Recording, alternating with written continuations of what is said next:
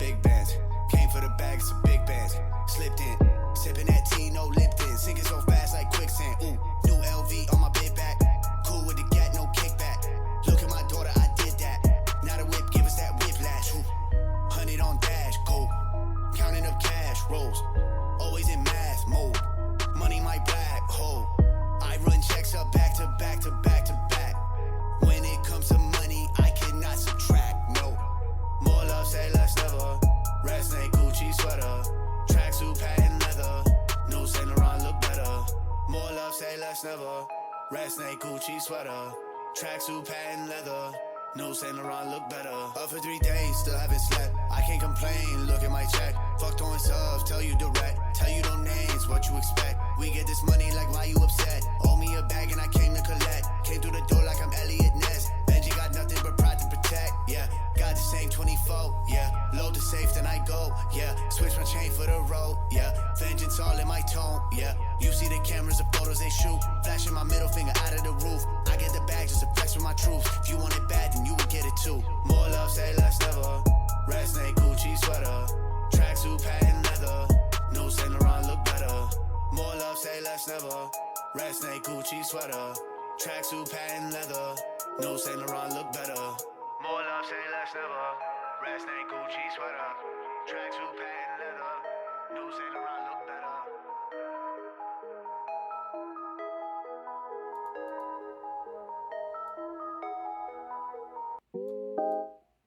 Hey y'all, it's Trent Knox with the Trent Knox Show, Season 2, Episode 19, solo episode. Just need to double check we're over here. We over here. Switch over to the main scene. Alright y'all, much to talk about. And happy to be here. I had an interesting weekend. Kind of got removed from my normality. And I had a pretty wild time this weekend. I'm going to be gone this week. So no episode planned for Live from the ATX, and the Trent Knox Show for this week will be kind of like not every day like the past 2 weeks. I am doing as much as I can to do maybe some stuff outside of the podcast, the regular show, and maybe when I get back, we're gonna go into season 3 because there's been so much that's changed over the course of season 2 that with season 3 we're gonna be embarking on the new creators movement. Season 2 was kind of season 1 and season 2. Season 1 was kind of like the get up of the podcast, and then this season 2 was everybody kind of being collaborating and whatnot. And so this next season is going to be about business, my experience, what we're doing with creators, what we're doing with podcast networks all together, what we're doing in education, a lot of different things. Anyway, let's talk about this weekend, though. So Friday, I didn't do anything. Kind of just sat back, relaxed, took it easy. But Saturday, I went out with the creator crew, and I turned up. This was my plan. My plan was to go from Unbelievable to the parlor room, and then to the container bar.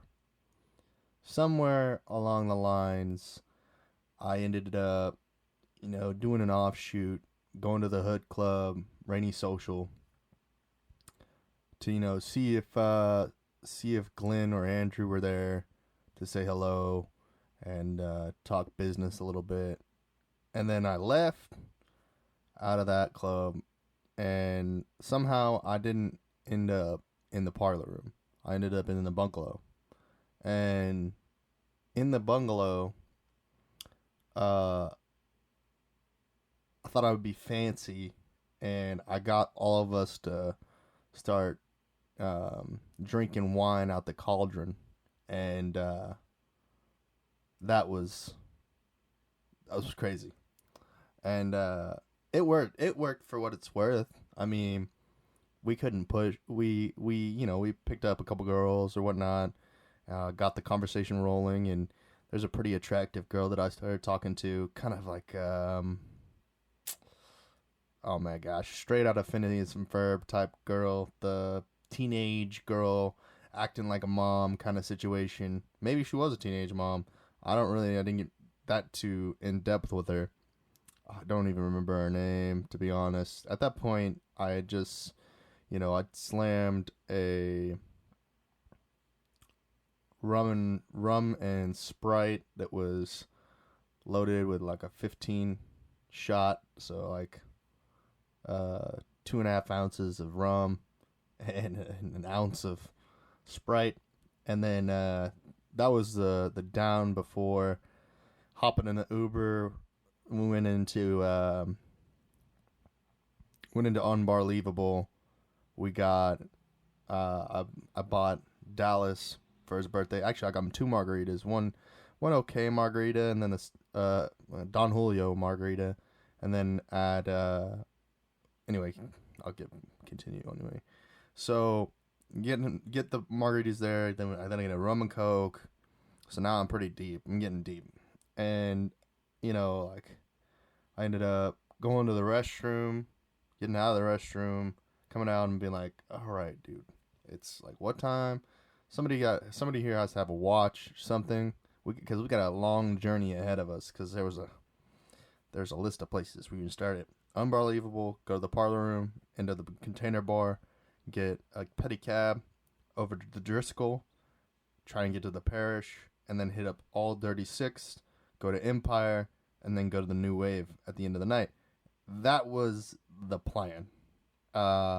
Somewhere in between on Rainy Street, which was something I would care to forget, I turned up real hard, and I started just like yelling in the street and like causing a ruckus and trying to hearing people talk shit and trying to instigate people to do things that they weren't willing to do. There's just a lot of hecklers that night.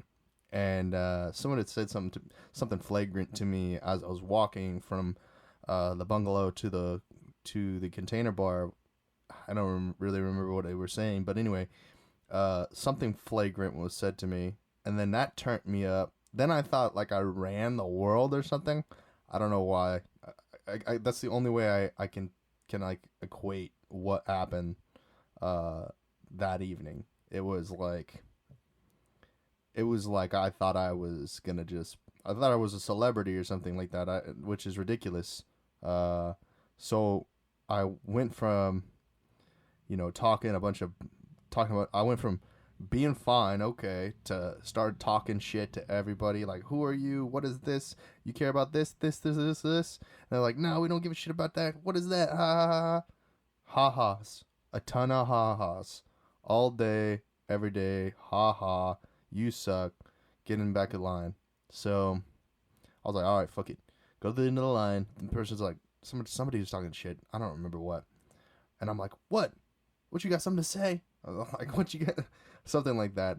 And then I was just turned up, and nothing happened other than like one of the people that was with me decided that they were gonna turn up on me all white knight like, and I got put into a headlock. That was hilarious. I was like, what are you doing? Like, I was like, what the heck, man? What the fuck? Anyway, so that happened. then I was like, you know what? Forget this place. I'm out. I'm out. So we leave, and then we go to another club, and they're like, hey, man, we just saw you turn up over there. We're gonna not let you in. I was like, all right, whatever. I don't really care.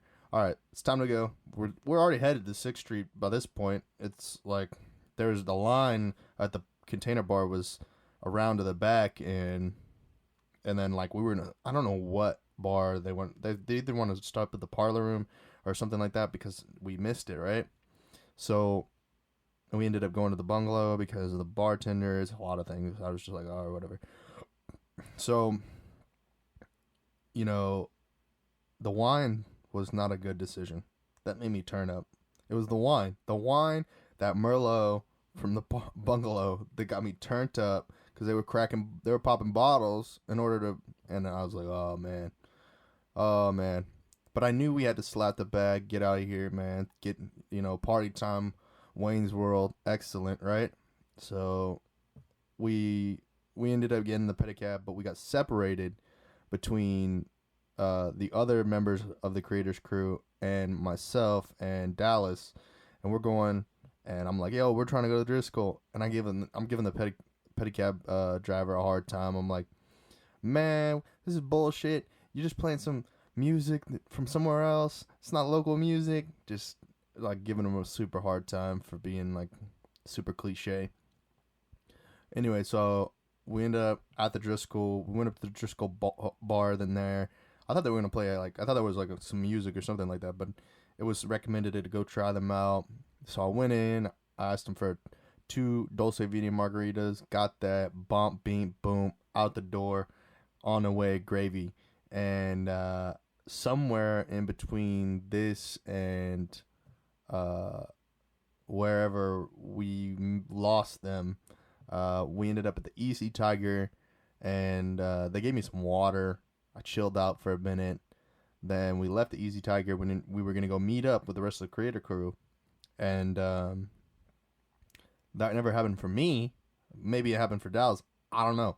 I just remember meeting them back up with them at IHOP at the end of the night, which I thought was pretty funny because that means they had a nice trek from wherever they were on 6th Street back to that bar to the IHOP on Cesar Chavez. Whatever they did, they were walking. Maybe not as much as walking me.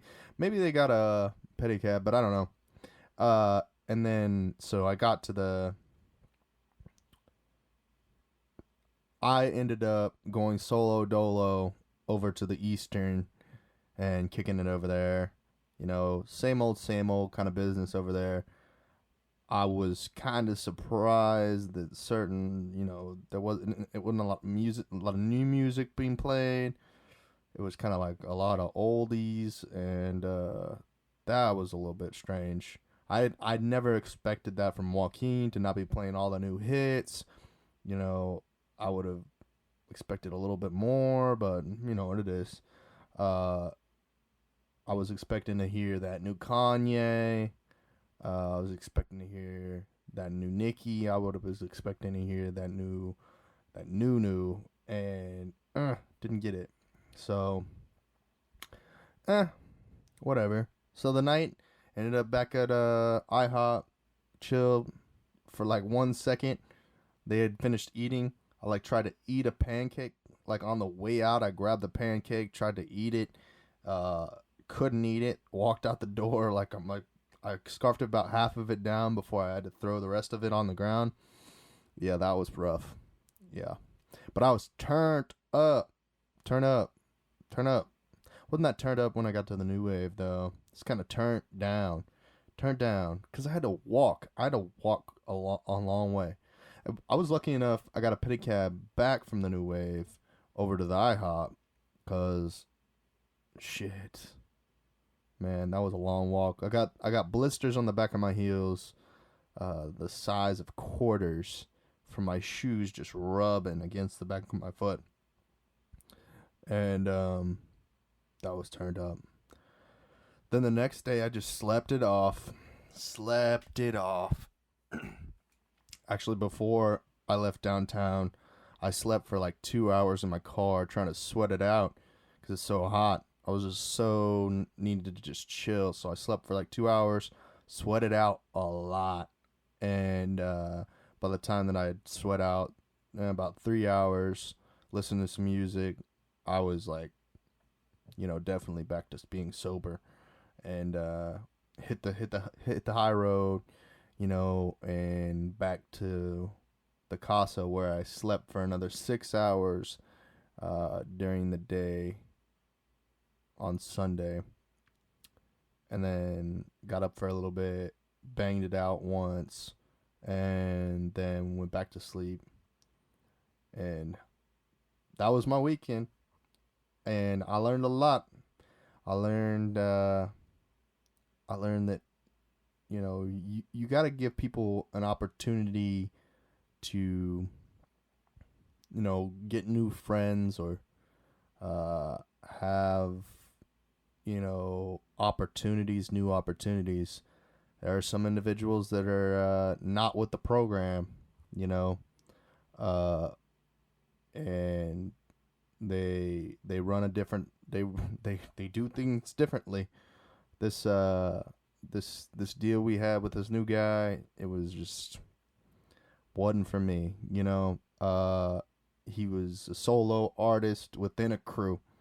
How you gonna be a solo artist within a crew, bruh? That ain't gonna work out. You gotta take one for the team sometimes.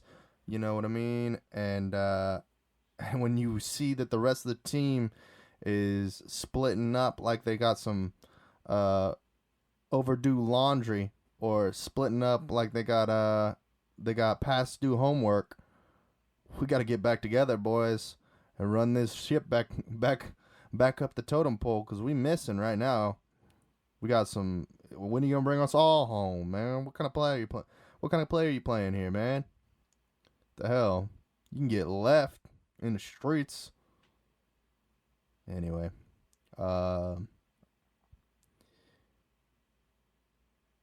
so I guess there's just a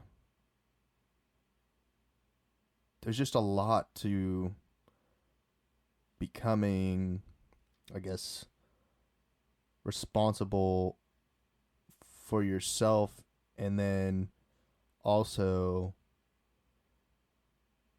in a situation that you're not exactly in control of everything.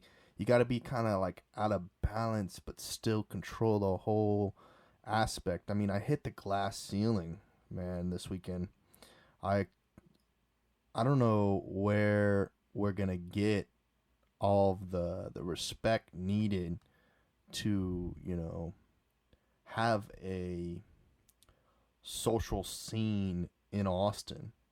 There's just so much tourism and just a bunch of, there's no local aspect of the Austin, Texas area. It's all people from somewhere else, doing their little thing here, and with no respect for, the culture outside of the city that it is.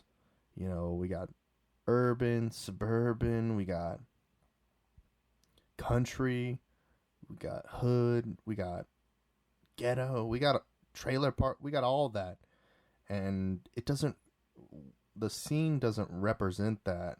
All you see, rainy, dirty, whatever. Well, not so much dirty, but east or west dirty is like a bunch of clown people, like just not even like shells of human beings. Folks with way too much daddy money, and access to capital that's not theirs, that ain't work for. Slimy, just nasty people. And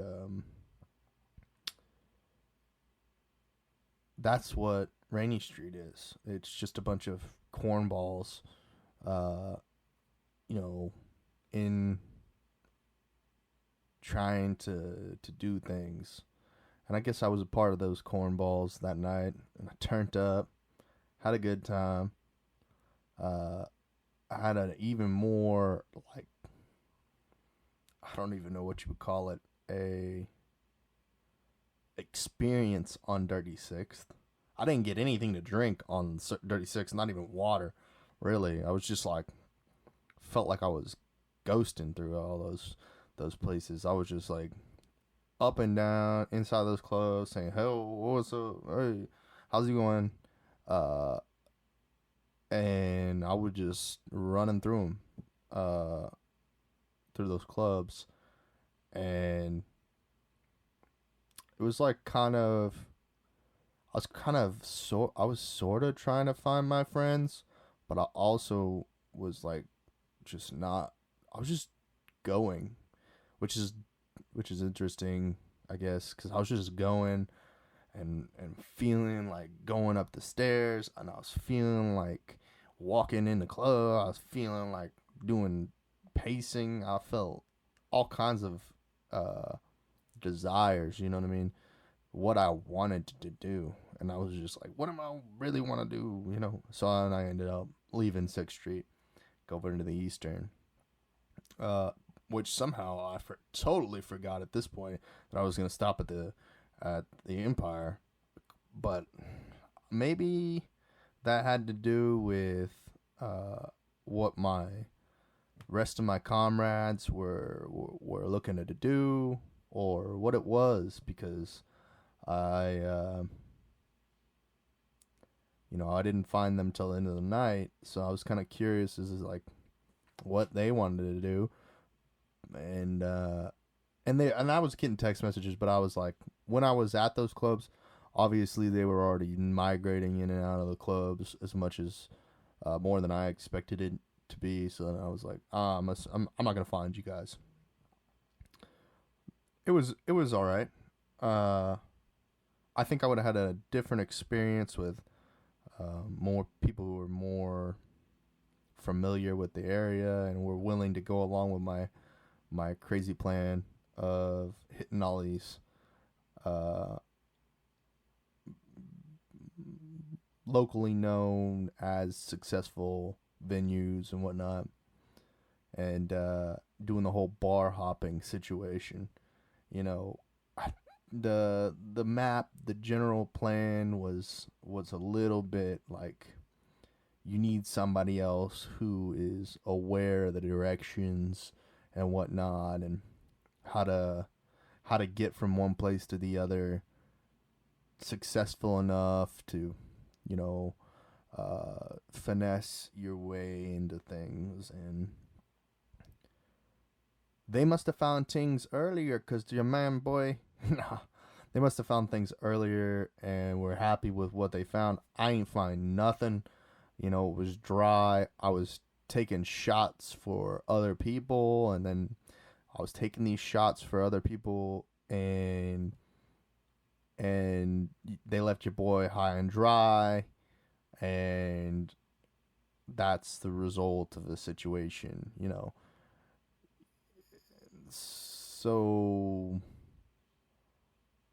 I'm kind of like, if anybody has any experience in being a social promoter, or a social manager, not a social media manager, but like just a social manager, an A&R, a PR team, or anything like that, and how to coordinate, you know, groups of people, a travel agent maybe, and coordinating these individuals, you know, and making sure they have a good time, a club promoter or whatever, and kind of let me know like what that is, because, you know, maybe this particular plan that I had was a little too much on the grandness of things, and, you know, you wanna have fun with your people that are with you, so you gotta finesse a couple of drinks, you know, you gotta take a couple of drinks, you gotta do your thing, you gotta keep the bar moving, you gotta keep the club going, right? But then what happens, you know, maybe it's better to find this relationship, or the thing that you're trying to build, you know, girls, guys, whatever it is, outside of the workplace. But in today's day and age, how do you do that? How do you find relationships that are going to be intellectually healthy if you guys aren't experiencing the same things. So I don't know. Maybe I think there was nothing like too terrible about the whole like situation or anything like that. I may have been maybe I set the bar too high, or maybe I shot too high and into the air, and I'm not saying that it didn't work for me. Like I'm just saying I wasn't in for a chase at that night. You know what I mean? I was already had the chase. You know, the chase was getting this plan fulfilled about going on this bar hopping tour. You know what I mean? And I don't know what happened. I honestly don't know how it happened. But I'm with the girl at the bungalow. She took off. Her and three other friends, you know, just right there. You know what I mean? And then I'm trying to coordinate here with my other two crew members of my crew, and then the third crew member who's over there, you know, finessing on this beautiful girl, beautiful brunette, I think. I don't really remember. Anyway, he's over there taking care of business with that one, and I already stationed him there for that earlier in the evening, so I knew, I was like, boom, that makes sense. But then I took the other homies over somewhere else because I didn't want them finessing him out of his. So, because that's my main homie, and then his other two guys are his homies. But I'm always down to help out all the homies, so I'm trying to help them out. One of them's a little bit quiet. The other one, that I think there's definitely problems in this story, because not everything had been divulged about this one individual having a relationship and that it's on the rocks and all this, and that added to the nature of our outing, is that he didn't have nothing to look for, so I shouldn't even helped him set up a finessing, you know what I mean? So like, I'm shooting, you know, 0 for 82 right now, like shooting terribly.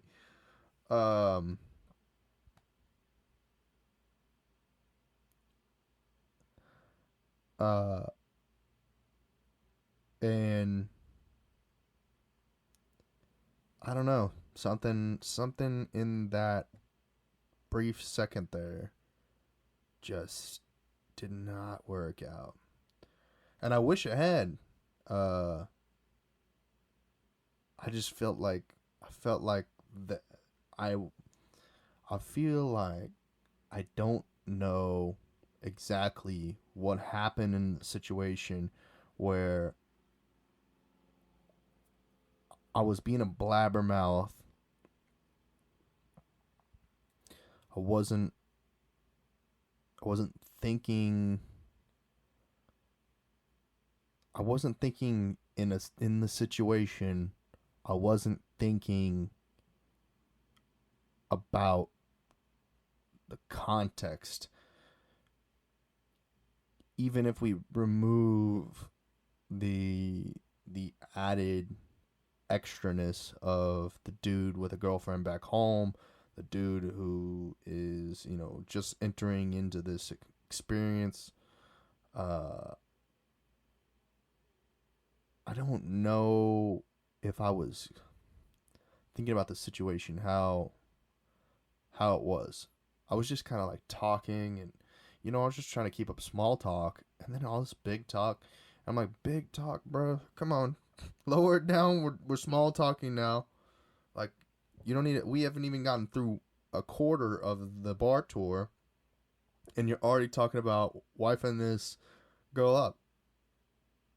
Like, oh, dude, we got a long way to go. Bring them along if you're gonna bring them along, but Don't just like stop the ball from rolling. We got a long way to go.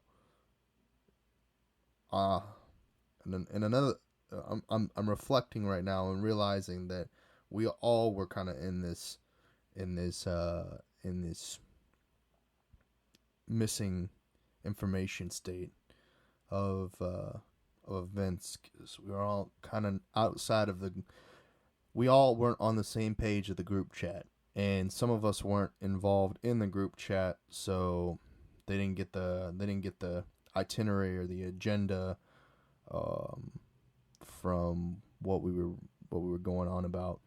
And then certain individuals aren't that good at relaying information forward. So we we had a crazy amazing evening. I left with no numbers, which is usually not how I roll. Though I was I felt like I was playing the role of wingman as much as I could.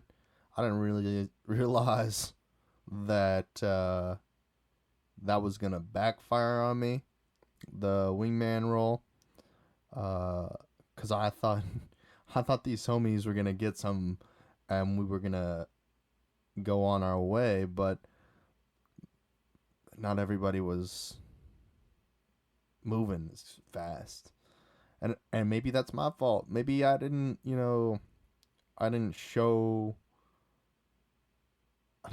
enough, and I was, you know, from the days that I was in the club or party scene or whatnot, I was definitely doing my best to play the field, and take a lot of shots. And maybe that's what was wrong. It was that they had never experienced a baller who takes, 14 shots, misses 12 of them, hits 2, and feels all right for the night. But that's, they say you miss 100% of the shots that you don't take. Though I think what happened was is I might have just depleted the resources of the night, as far as those girls go. I mean, I kept on wanting drinking, but the girls, they they fell flat. There wasn't a lot of single girls. I singled out a single girl and got in trouble for it, and that was part of my turn up season. Cause a girl with that type of mouth on her ain't got no boyfriend, and if she does, praise be the Lord Almighty, because she got some deep demons, that's for sure. And it was fun, for sure. Couple of white knights. I said turn up, and then and then I didn't realize I had a white knight in my crew. And that was bizarre. And then I don't even know how to get into it, but that was fun for show. It's a whole lot of shenanigans for Dirty Sixth Street and Rainy Street. I think that they had discussed they wanted to go to the Domain and whatnot, and I said, man, Domain's just an older demographic. You got those technocrats from IBM and Dell and everybody. They go to Domain. You know what I mean? 30, 40-year-olds. Young people don't really go popping out there, man. The young people go downtown, get it popping. You know what I mean? We just didn't make it to Empire. So I mean collectively, and myself either, because by that point in time, there was no direction or team. Anyway, I look forward maybe to do the domain next time. If there is a next time. Next time will probably be more turned down. You know, they kind of wanted to go some, you go to the Irish, go to, I don't know if that's there anymore, Rock Rose area and domain, whatever. Do something like that. Turn up. Then, I don't know. That's about it. That's about it for this episode. Like I said, I'm going to be in Colorado for my brother's graduation this week. I'm going to be just relaxing, kind of, and trying to, congratulate him from graduating from high school and help him kind of embark on the journey of going to college. And I don't know. Not much else other than that. I just want to do a quick plug, for Anchor. The best podcasting distribution site. The easiest way to start a podcast ever. They're the company that helps me distribute this podcast across the 50 states. Across all the major digital streaming platforms.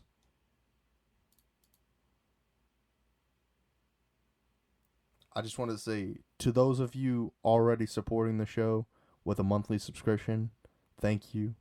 If you're not already a supporter and you'd like to help make this show possible, tap the link in the episode's description or visit anchor.fm/Trent Knox to become a monthly supporter.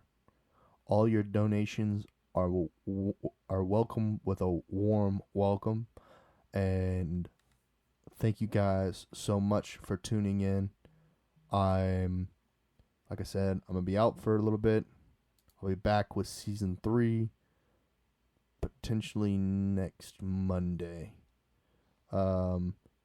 Meanwhile, I'll probably do a couple behind the scenes shows, which, let me see. You could probably find...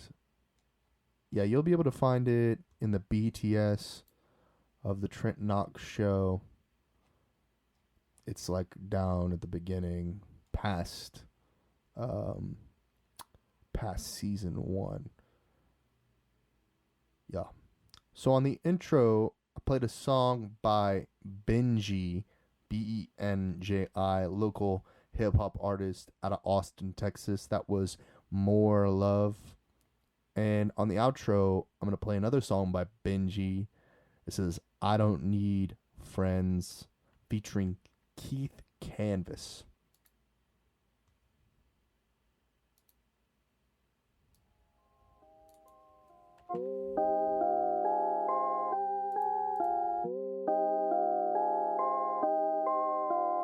I don't need friends, I need a Benz, YSL socks.